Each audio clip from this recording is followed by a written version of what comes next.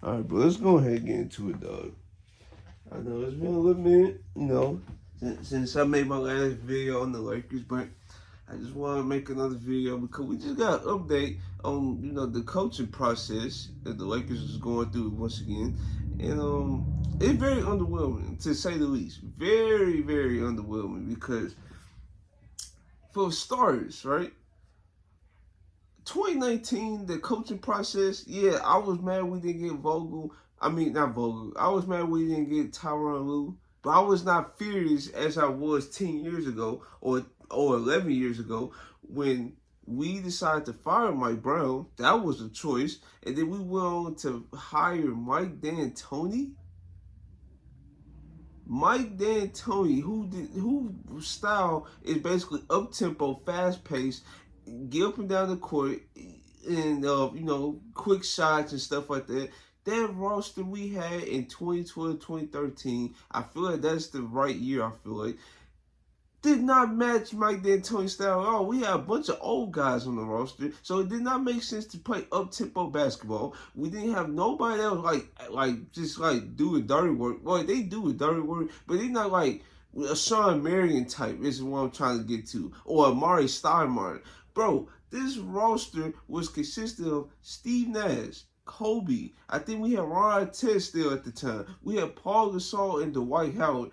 Why in the world are we trying to play like 4-out winning, 5-out basketball with this type of roster? That does not make sense. And this was the year that Paul Gasol had to start learning how to shoot threes because Mike D'Antoni decided to put him in the corner and let Dwight Howard be in the paint, since they couldn't really play together, in his offense. So yes, this does not make sense. And the reason why I'm bringing this up because I have the same vibes as this, right? Now, I'm not saying JJ Redick cannot be good. I feel he will be good. Well, I wouldn't say will be. I feel he has potential to be good. I'm giving everybody a chance, right?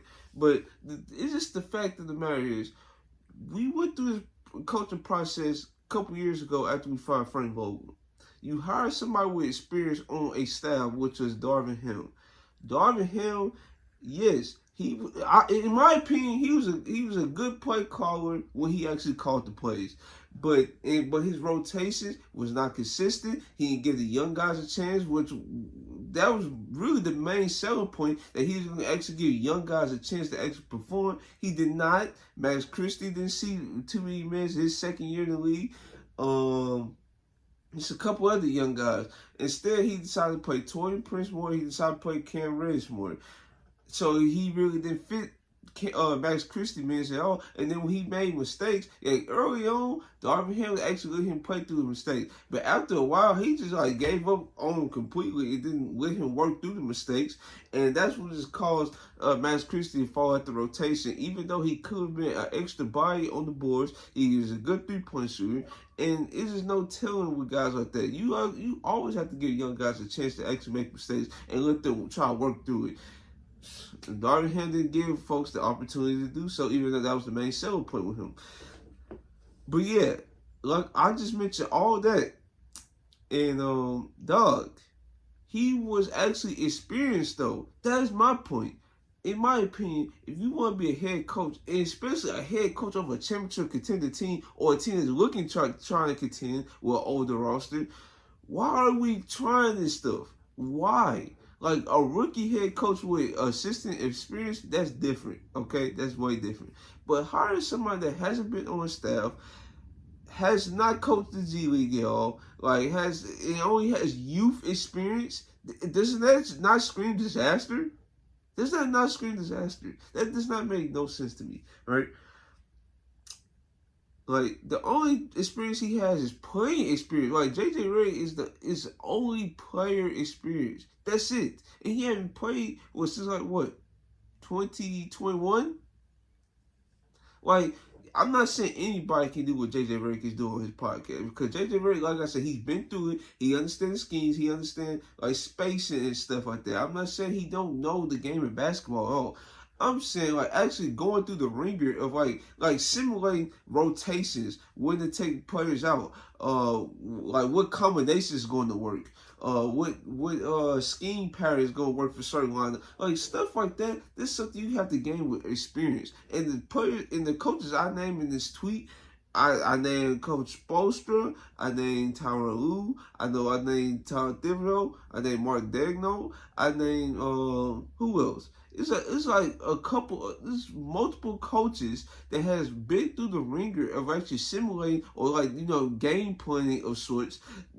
And guess what? They one of the most successful coaches in the league. So why we just gonna just go away from that and just go, oh, let's talk to Coach K. Let's see what he think about JJ Redick. Let's see how he think about coaching, how assemble a coaching staff. Let's see. Let's put like Sam Cassell on the list. Screw it. Let's do James Borrego while we at it. Why? What is this list? What is this list? Why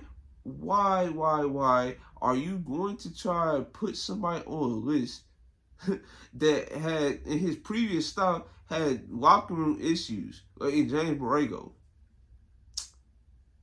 That does not make sense. Sam Cassell? Really? Really? Bro.